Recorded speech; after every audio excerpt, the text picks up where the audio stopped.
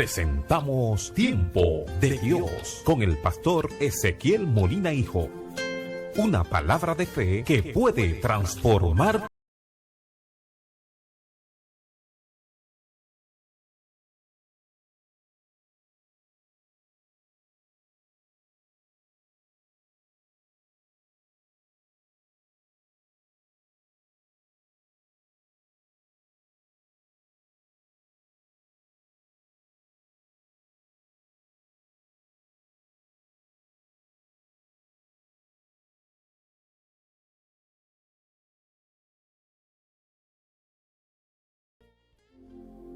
Vamos a leer en Éxodo capítulo 8, verso 12 al 15.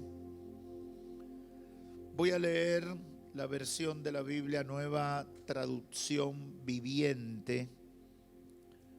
Éxodo capítulo 8, verso 12 en adelante. Si lo tienen, pueden decir amén. Entonces Moisés y Aarón salieron del palacio del faraón, y Moisés clamó al Señor acerca de las ranas que le había enviado al faraón. Y el Señor hizo exactamente lo que Moisés había predicho. Murieron todas las ranas en las casas, en los patios y en los campos. Los egipcios las apilaron en grandes montones, y un hedor insoportable llenó todo el territorio. Pero cuando el faraón vio que había alivio, se puso terco y se negó a escuchar a Moisés y a Aarón, tal como el Señor había dicho.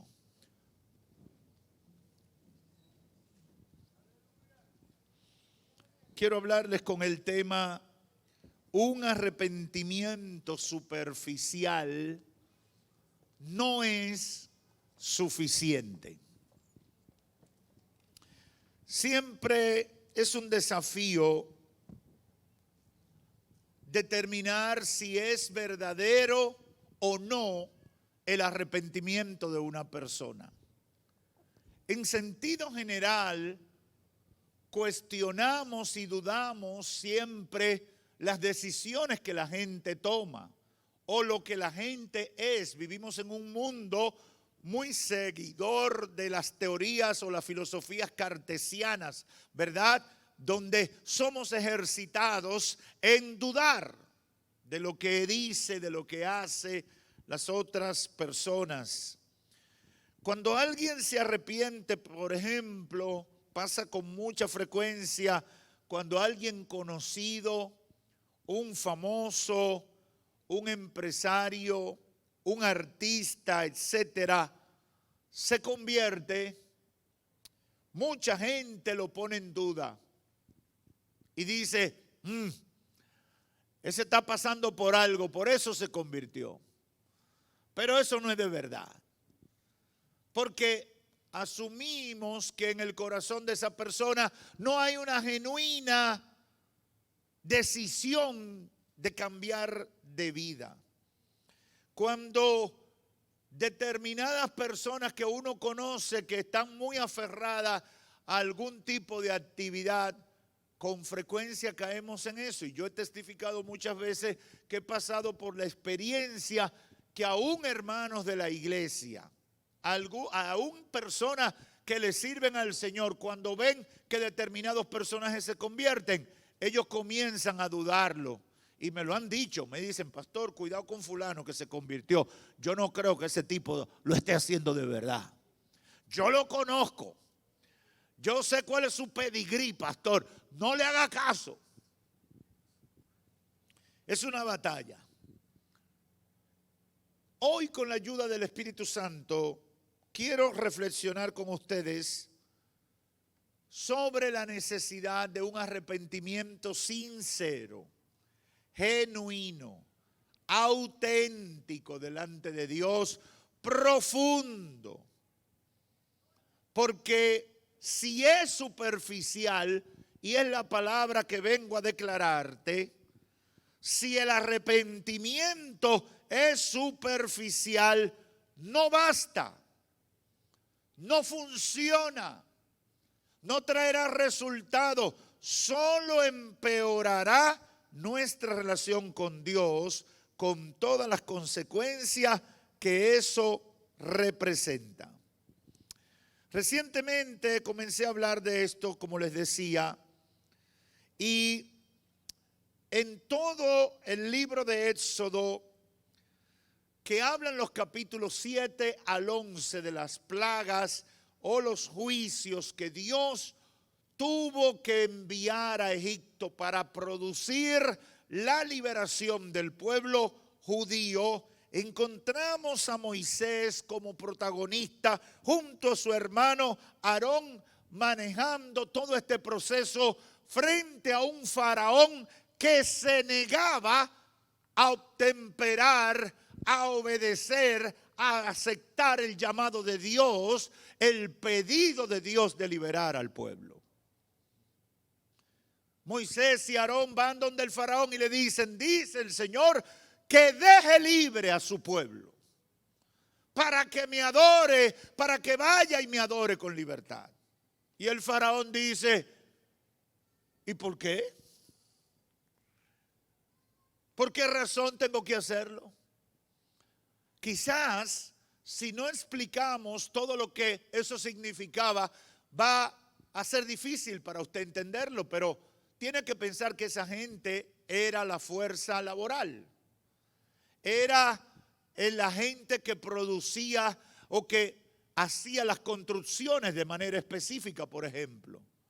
Los ladrillos, los que ayudaban en toda esa dinámica productiva dentro del gran país, una potencia mundial del momento como lo era Egipto. Por lo tanto, cuando viene Moisés y Aarón y le dicen de parte de Jehová, dice el Señor que deje liberar o que liberte a este pueblo y que vaya a adorarme en el desierto, Faraón dice, pero ustedes están locos, ustedes me quieren dañar la fuerza laboral de esta nación. Esto puede producir una crisis económica aquí.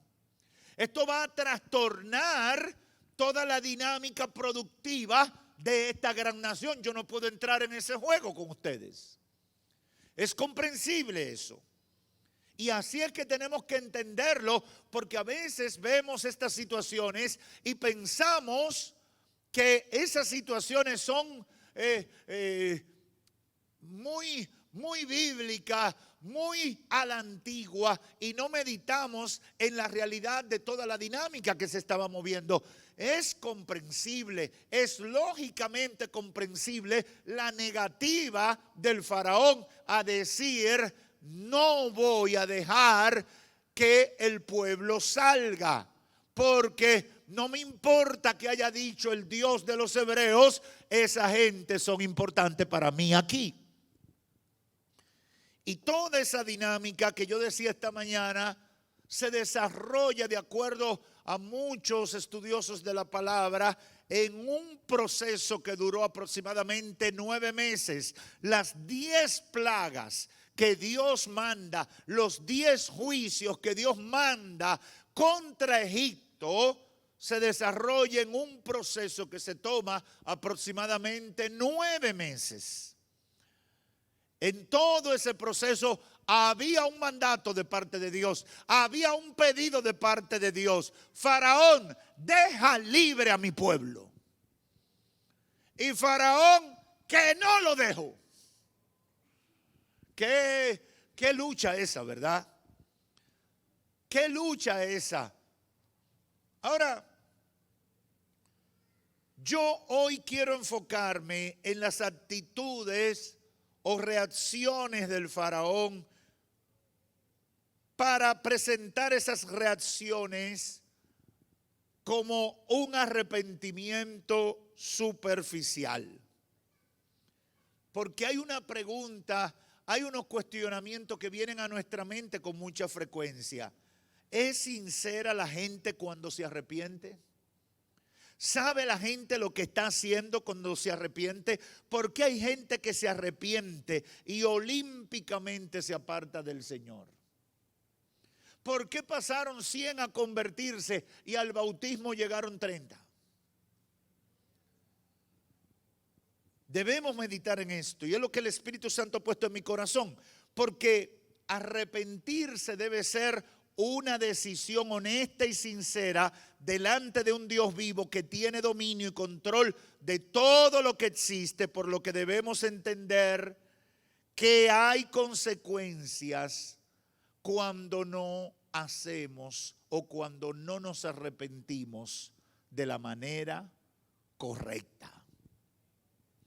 El arrepentimiento superficial, el manejar las cosas o las demandas de Dios de manera superficial puede tener un alto costo para nuestra vida. Y es lo que se desprende de todo este proceso de las 10 plagas que aquí en el libro de Éxodo ocurre y que están relatadas desde el capítulo 7 hasta el capítulo 11 y parte del 12.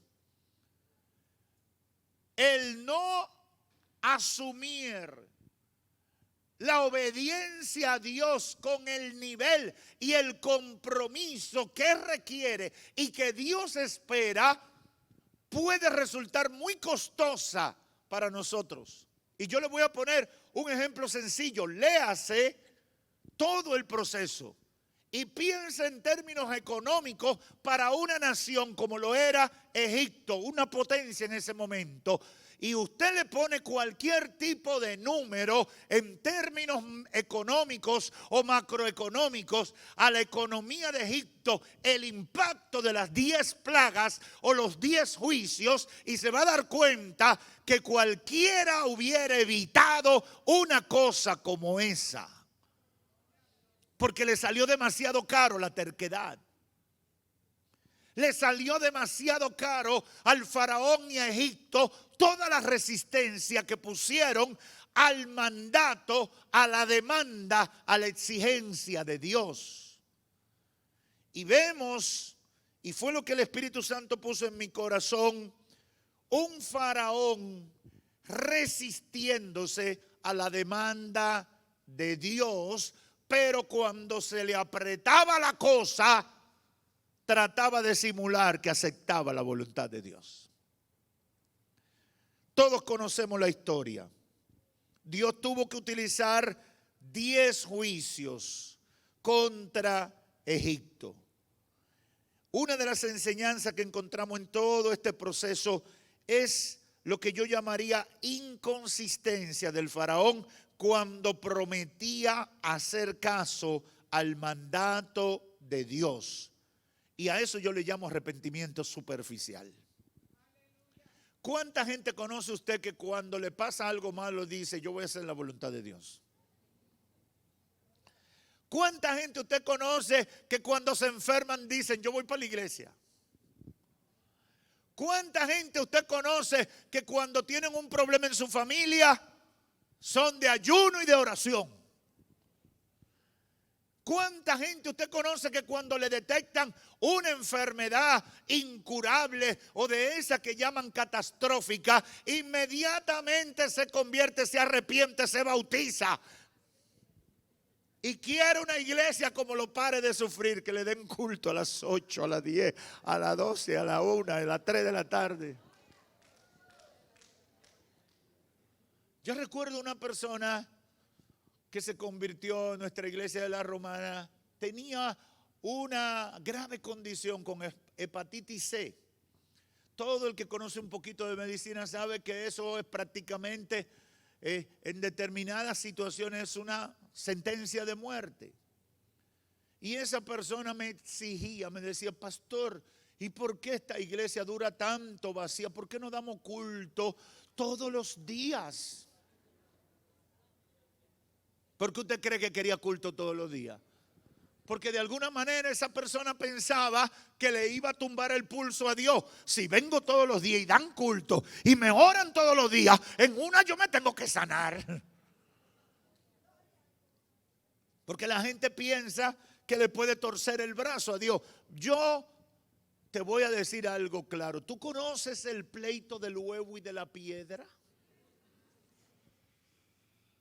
No hay forma de que el huevo pelee con la piedra, que salga ileso. El huevo se le tira encima a la piedra y se explota. Y si la piedra le cae encima, también explota. Entonces, el huevo no debería tener ese pleito con la piedra. Así nos pasa a nosotros con Dios. Siempre que chocamos con Dios, siempre que tenemos una confrontación con Dios, los que van a pagar el precio somos nosotros. Tristemente, pero eso es así.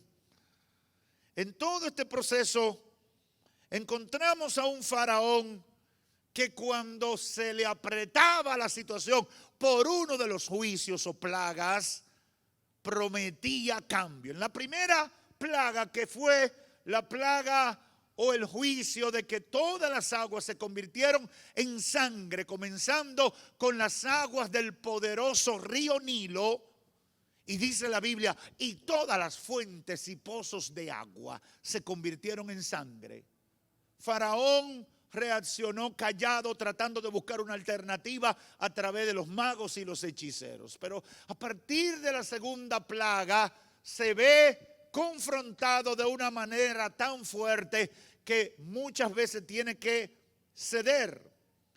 Y yo le llamo a esos momentos en que cedía arrepentimiento superficial. ¿Por qué? Porque se quedaba en una apariencia, obligado por la circunstancia del momento, y en el fondo no revelaba o no reflejaba un cambio real de actitud desde lo profundo de su corazón. Eso es un arrepentimiento superficial. Cuando una circunstancia te doblega, cuando un problema te doblega, yo le digo siempre a la gente, lo mejor es convertirse cuando todo está bien. Lo mejor es tomar la decisión cuando todo marcha bien, cuando todos los temas importantes de mi vida están bajo control, cuando tengo mi familia bajo control, cuando tengo mis finanzas bajo control, cuando todo está marchando más o menos bien, lo mejor es convertirse en esa situación. Ahora, bendita la crisis que me ayuda a buscar de Dios. Bendito el problema que me hizo mirar para el cielo. Bendita situación que me confrontó para darme cuenta que estaba mal. Pero lo ideal fuera que no hubiera algo que me obligara. En este proceso de las 10 plagas, en el capítulo 8, versos 1 al 15, encontramos al faraón lidiando con la segunda plaga o juicio de parte de Dios para que atendiera el mandato de liberar al pueblo judío. En el capítulo 7, del 14 al 25, vemos que Dios convierte las aguas del río Nilo en sangre. Y luego el Señor envía una plaga de ranas que salieron para atormentar al faraón y a todo el pueblo. Y eso provoca un aparente arrepentimiento del faraón cuando le dice a Moisés, verso 8, capítulo 8 de Éxodo. Entonces el faraón, cuando salieron todas las ranas, mandó a llamar a Moisés y a Aarón y les suplicó. Usted sabe lo que es que por donde quiera les salgan esos macos pen. Una cosa tan babosa. Usted ha visto cómo caen los macos. Mi familia y yo fuimos fundadores de un barrio. Yo sé lo que es eso. Y a cada rato aparecían. Los días como hoy, lloviendo. Usted oía esa sinfónica y una cosa que caía así que ¡plá! Usted no lo veía, pero ya usted sabe. Luis Tavera se recuerda de eso. Hermano, eso es terrible. Pero dice la Biblia que esta peste de rana salieron de todos los charquitos y de todas las zonas húmedas que pudieron aparecer y se metían en las casas, le caían encima a los egipcios. No había cosa más importante para un egipcio que la limpieza de su dormitorio. Y la Biblia entra en el detalle de que se le metieron hasta en las habitaciones. Ya usted sabe, tú es somaco. Porque si yo digo rana, mucha gente no me entiende. Maco.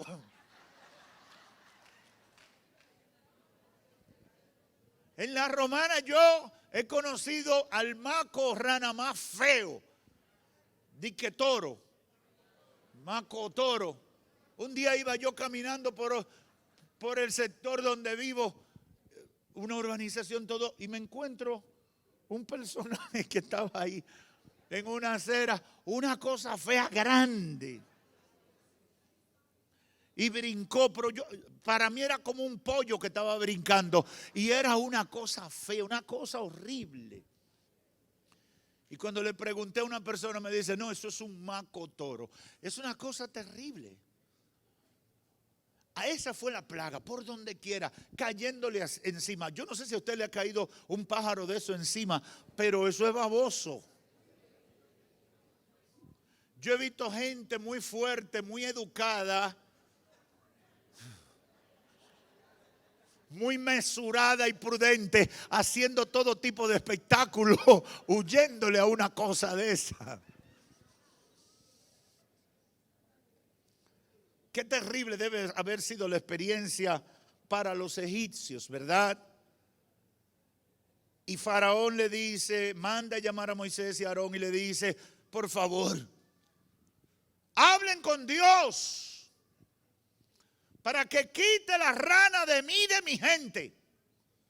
Y yo dejaré salir a su pueblo para que ofrezca sacrificio al Señor.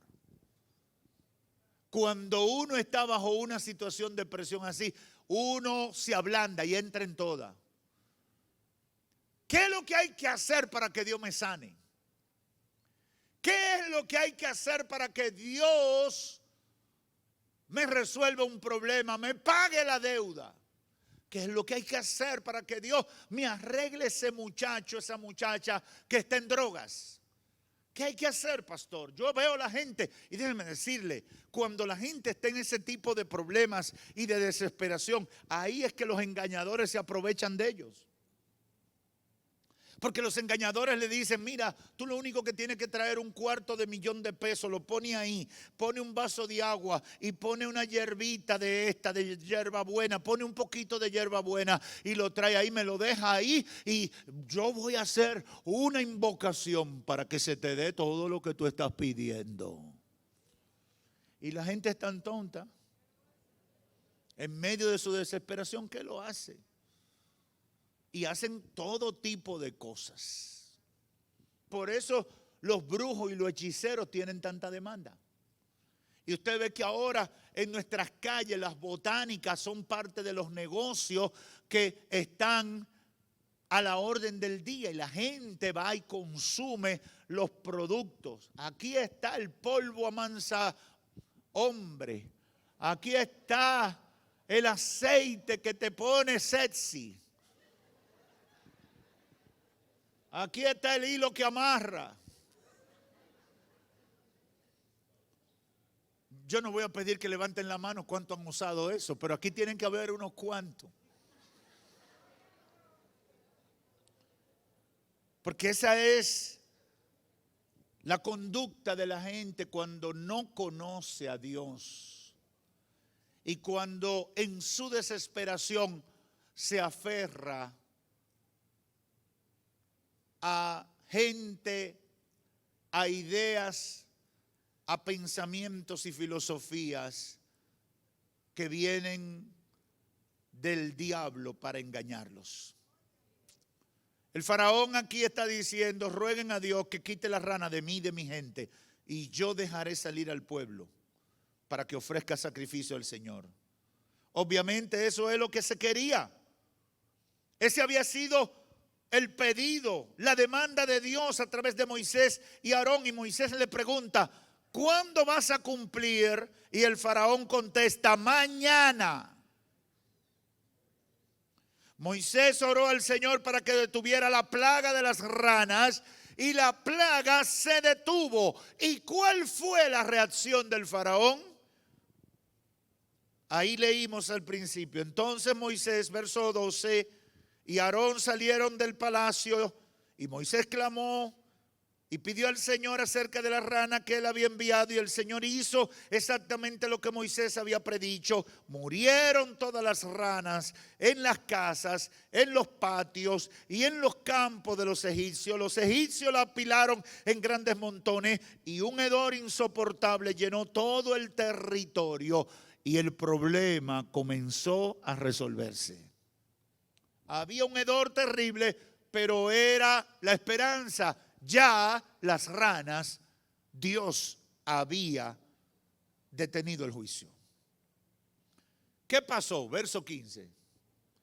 Pero cuando el faraón vio que había alivio, me gusta como lo dice esta versión, se puso terco y se negó a escuchar a Moisés y Aarón, tal como el Señor había dicho. ¿Cuándo cambió de opinión? Cuando se alivió. ¿Cuándo cambió de parecer? Cuando se alivió. ¿Cuándo decidió buscar de Dios? Cuando el juicio lo presionó. ¿Cuándo echó para atrás? Cuando se alivió. Usted sabe la gente que yo he conocido que se convierte y busca de Dios cuando tiene crisis, y cuando la crisis desaparece, abandona el evangelio. Eso es impresionante. Eso es impresionante. Y hay gente que a veces, yo no sé otros pastores, pero yo soy un pastor raro, yo lo admito, que yo cojo cuerda con ellos. Y si fuera por mí, no lo dejara entrar a la iglesia. Pero como Dios lo acepta, yo tengo que aceptarlo. Porque cuando una gente hace 1, 2, 3 veces eso, eso soy yo en mi humanidad, yo pienso, el Señor no debería hacerle caso. Pero Dios es tan increíble. Hay una alabanza de un hermano que dice que Dios no es como yo. Y yo creo que buena esa alabanza, porque qué bueno que Dios no es como usted ni como yo, porque nosotros nos cansamos de la terquedad de la gente, pero Dios hace todo lo posible para que el pecador alcance misericordia a pesar de todos los errores que ha cometido. ¡Aleluya! Cuando se alivió, el faraón echó para atrás. ¿Cómo se puede calificar esa reacción? Un arrepentimiento superficial. Un arrepentimiento que no era genuino, no era auténtico, no era real. Por encimita, porque lo superficial es algo que se queda en la superficie. No hay profundidad. Era un arrepentimiento producto de circunstancias difíciles. ¿Y usted cree que esa fue la única vez que pasó? Yo hice un análisis rápido de los 7 juicios o de los 10 juicios y encontré que en 7 juicios, óigame bien, de 10, en 7 de esos juicios, el faraón se arrepintió. Y dijo que iba a hacer lo que Dios decía. Y cuando mejoraba, echaba para atrás. De 10 juicios, en 7 tuvo un arrepentimiento superficial. Eso le da una idea a uno de la conducta humana. Eso le da una idea a uno de la forma en que los seres humanos queremos, pretendemos o pensamos relacionarnos con Dios. ¿Cómo va a ser que tú una y otra vez tú vienes con el mismo cuento delante de Dios? Una y otra vez tú vienes con el mismo bulto delante de Dios, con la misma actuación delante de Dios. ¿Cómo va a ser eso? Pero a esos niveles de insensatez llegamos muchas veces en nuestra necedad. Y eso representa un alto costo en esta vida y nos puede costar la vida eterna. Eso es lo triste de todo esto.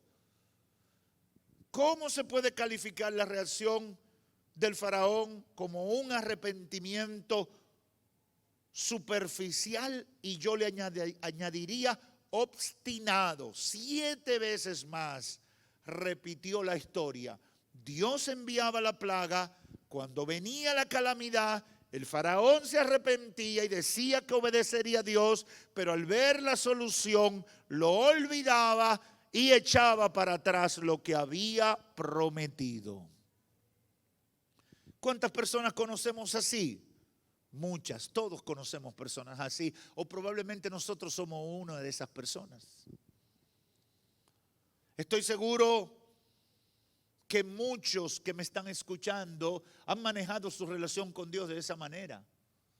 Me meto cuando se me pone la piña agria, desde que la piña se endulza, me salgo. Entro mientras tengo problemas, salgo cuando Dios me responde y me bendice. Hay gente que yo tengo miedo cuando Dios la bendice. Pastor, ¿y por qué? Porque ya yo sé cuál va a ser su conducta. Mientras están en dificultad, si hay culto el domingo, llegan el domingo antes, temprano. Si hay culto el martes, vienen el martes a las 6. Si hay culto el viernes, vienen. Puede ser culto de mujeres y ellos son hombres, pero vienen.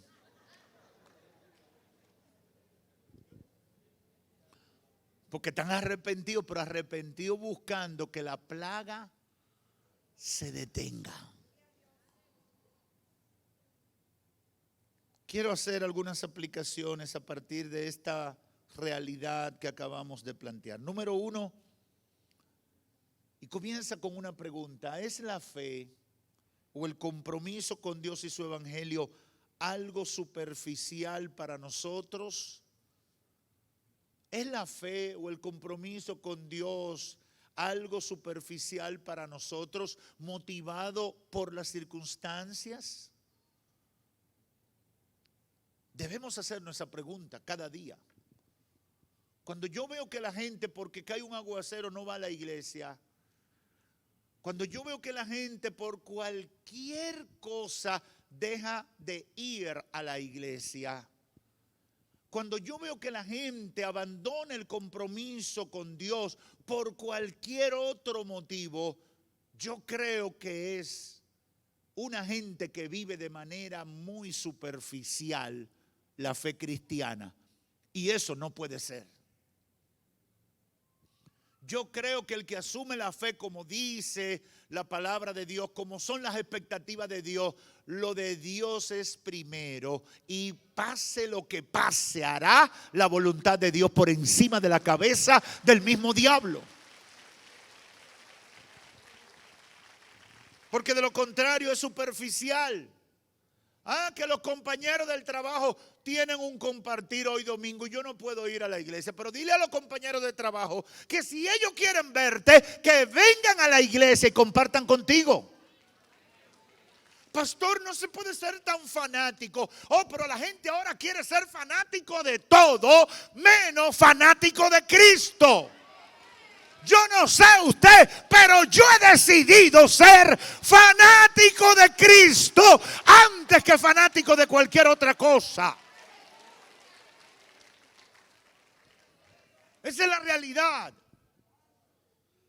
Esa es la realidad. En segundo lugar, debemos preguntarnos: ¿es mi fe o compromiso con Dios una decisión irrevocable o es tan superficial que cuando cambie el clima va a ser diferente? Hay un ejemplo bíblico que para mí es el más elocuente o uno de los más elocuentes, que está en Daniel capítulo 3 con los famosos jóvenes hebreos. Cuando los iban a echar en el horno de fuego porque no adoraron la estatua del rey. Y el rey, que los apreciaba, que le tenía cariño, que no quería aplicarle la ley, le pregunta y le dice: ¿de verdad ustedes están dispuestos a caer en ese horno de fuego solo por no adorar mi estatua? Le voy a dar un chance. Yo sé que quizá le preguntaron muy rápido, y le voy a dar un chance para que ustedes se retracten de esa decisión, porque me parece que es una decisión muy fanatizada, muy radical, muy RT para el tiempo. Yo estoy parafraseando lo que pudo haber dicho el rey de acuerdo al contexto o al texto bíblico. ¿Y cuál fue la respuesta de los muchachos? Daniel 3, 17 al 18, y leo la versión de la Biblia de las Américas. Dice: ciertamente nuestro Dios, a quien nosotros servimos, puede librarnos del horno de fuego ardiente, y de tu mano, oh rey, nos librará. Primer punto que dicen: Dios tiene poder para hacer cualquier cosa, y lo creemos. Aleluya, aleluya. Antes que comencemos a hablar, quiero decirte que Dios es poderoso. Yo creo que esa es una buena indicación para nosotros ante el inminente enfrentamiento con una gran dificultad o un poderoso enemigo.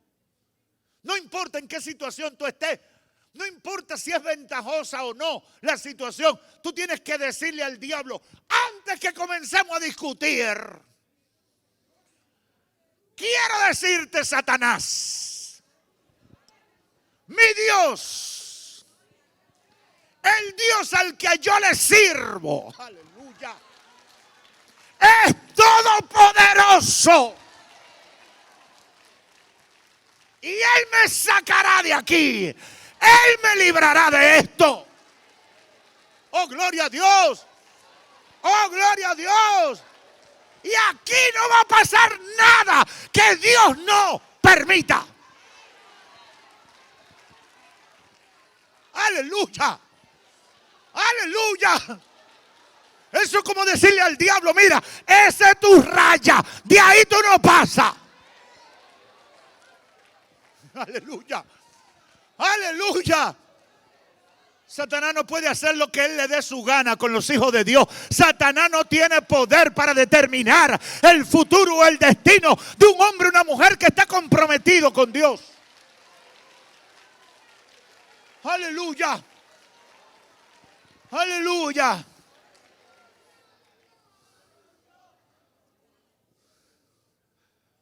Nuestro Dios es poderoso, dicen, y nos puede librar del horno de fuego.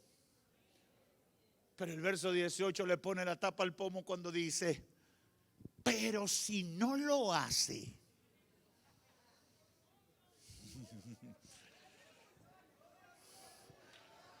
Porque aquí lo importante es: hágase tu voluntad, Señor.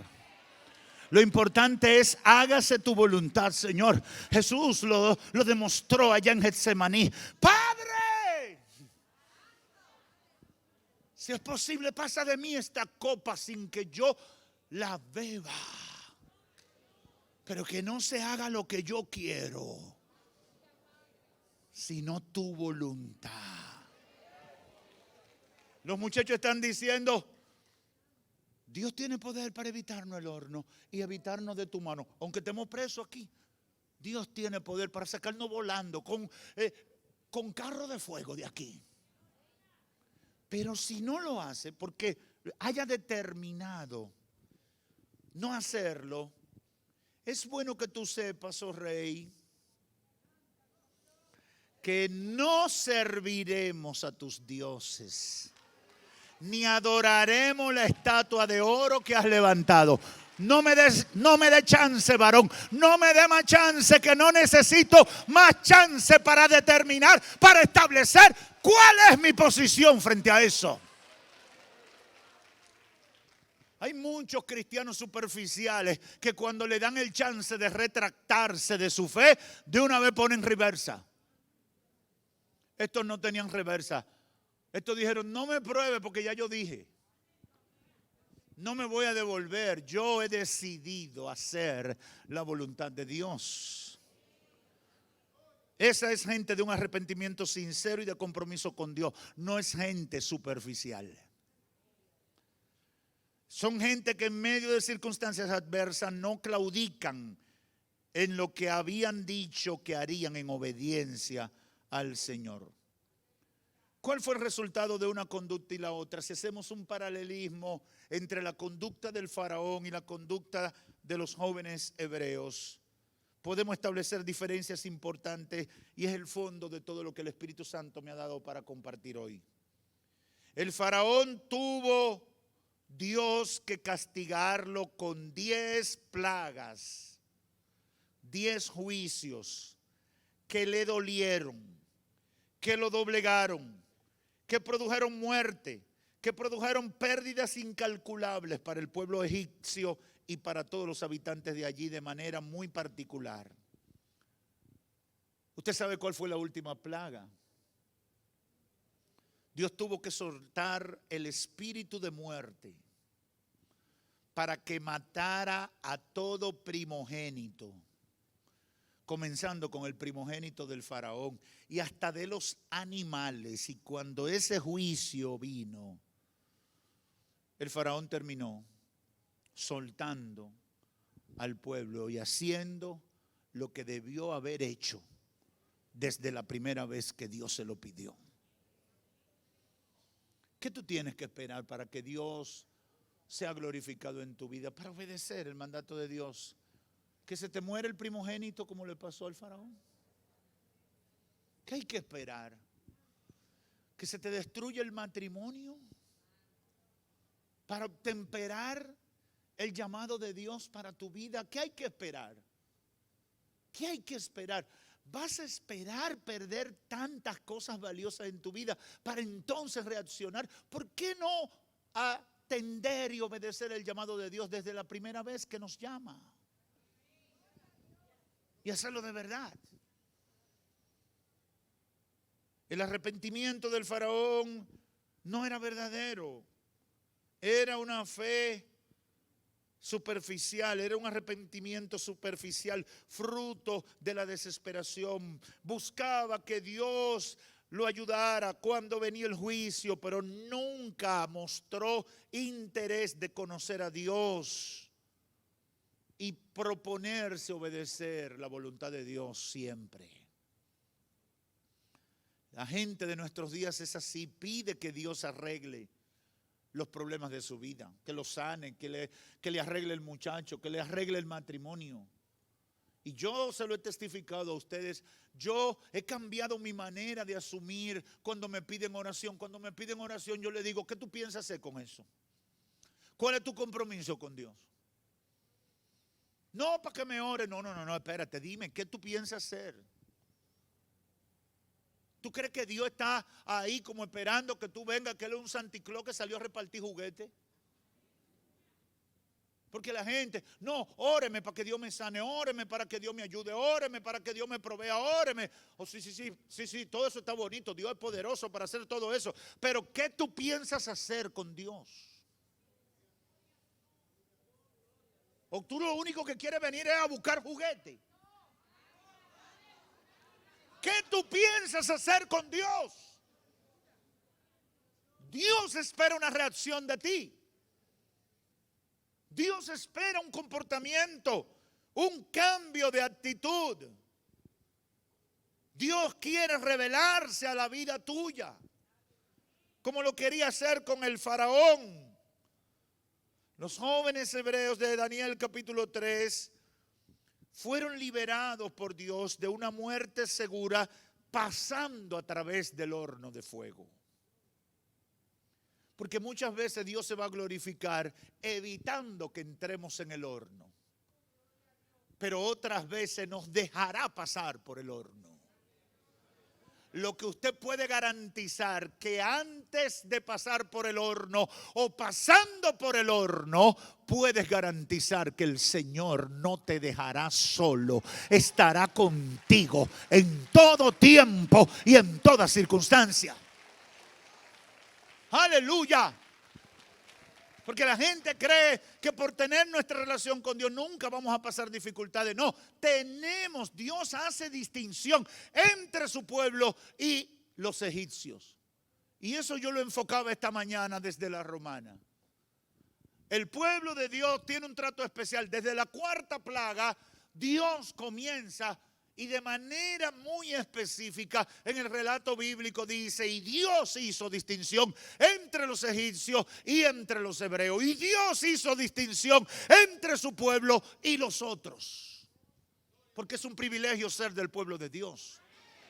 Es una bendición servirle a Cristo. Es un privilegio grande tener a un Dios todopoderoso que es tu Padre. Ahora, muchas veces la voluntad de Dios es evitarnos entrar en el horno de fuego y otras veces nos dejará pasar por el horno de fuego, pero siempre podemos contar de que estará con nosotros, sea lo que sea, pase lo que pase. Estos muchachos tenían una fe genuina, un compromiso sincero con Dios y tuvieron que pasar por el horno de fuego. Pero cuando Dios nos permite pasar por el horno de fuego, nos espera una manifestación gloriosa de su poder. Porque dijeron los testigos, vimos que en medio del horno había un cuarto personaje. Aleluya. Aleluya. Uno que se parecía al Hijo de los dioses. Y eso es para decirle al diablo, no importa por donde yo esté pasando, si paso una prueba dura, tendré la oportunidad de ver la manifestación gloriosa del poder de Dios en mi vida para testimonio y para el fortalecimiento de mi fe.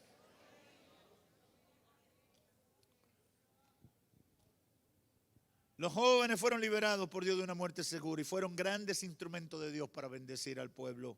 ¿Por qué? Porque su fe, su compromiso era genuino, era sincero, no era superficial, como los arrepentimientos del faraón.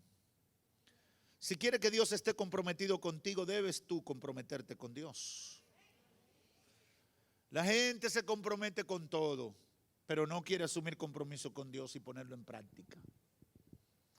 La gente se compromete con el club, con el colegio de profesionales, con la asociación de ayuda de tal cosa, con el partido político, con la empresa, con todo se compromete la gente. Pero no se quiere comprometer con Dios. Quiere tener a Dios ahí para cuando se me ocurra o me recuerde de algo. No, Dios exige compromiso. Si quiere que Dios esté comprometido contigo, debes comprometerte con Dios. Hoy el Señor te dice, quema la nave. Si me sirves de corazón serás salvo y verás mi gloria en la tierra de los vivientes. Le digo a los amigos, los que están aquí en el templo y los que están a través de los medios, un arrepentimiento o fe superficial, por encimita, liviana, débil o inconstante, a lo único que te puede llevar es a una tragedia espiritual y física, como le pasó al faraón egipcio. Amigo o amiga que me escucha, yo estoy aquí en nombre del Señor para decirte, pon tu fe en Cristo Jesús. Pídele al Señor que te ayude y prepárate para comenzar, como dice David en 2 de Samuel y en el Salmo 18, con mi Dios yo asaltaré los muros. Con mi Dios ejércitos yo derribaré. Y dice otro salmista, Él adiestra mis manos para la batalla. Él me enseña a tensar el arco de bronce. Con Dios yo siempre gano. Con Dios tú siempre ganas. Con Dios la victoria está garantizada. Por eso hay que comprometerse con Dios. Amigo, comprométete con Dios. Hermano que tiene un pie adentro y un pie afuera, comprométete con Dios. Deja de vivir ese evangelio cosmético, superficial, de pantalla, de apariencia. Métete en el fuego, métete en la búsqueda de Dios. Avívate en este tiempo tan peligroso que estamos viviendo. Porque si no, cualquier situación te va a arrastrar. ¿Qué nos ha enseñado el COVID? Entre muchas cosas. Que los evangélicos carabelitas se quedaron o se los llevó la ola del COVID. Los evangélicos que tenían fe superficial se los llevó el COVID a todito. Me dice una pastora que conozco, me dice, qué bueno que el COVID me depuró la iglesia.